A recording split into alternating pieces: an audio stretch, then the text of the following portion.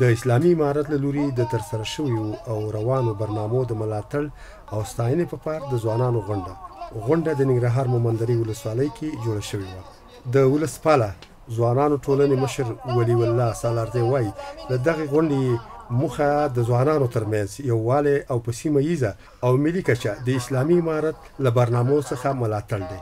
د نوموړي په خبره واک ته د اسلامي امارت د رسېدو راهیسې د ننګرهار په ټولو ولسوالیو کې رغنیزې پروژې پلي شوي او لا هم جریان لري.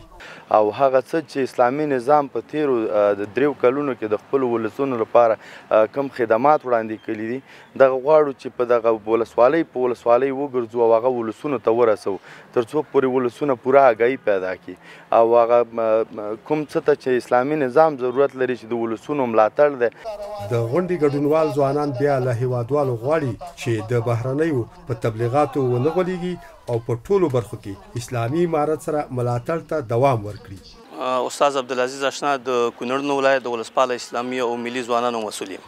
د ځوانانو خو یو زموږ دا غوښتنه ده چې د پردیو په خوله باندې هېڅکله ونه غولېږي. پردیپاله خلک موږ دپاره وطن نه جوړوي.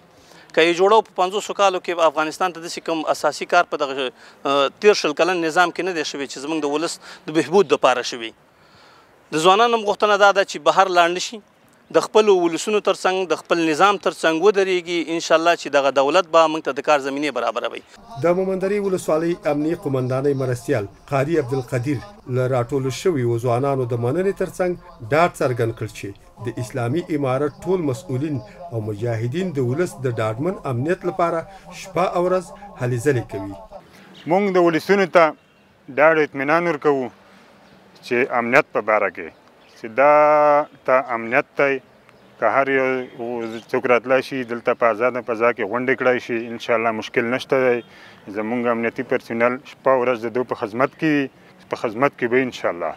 باید یاد شي چې تر دې وړاندې هم د ننګرهار په نورو ولسوالیو کې د اسلامي امارت له لوري د ترسره شویو او روانو پروژو څخه د ملاتړ په موخه ورته غونډې ترسره شوي دي.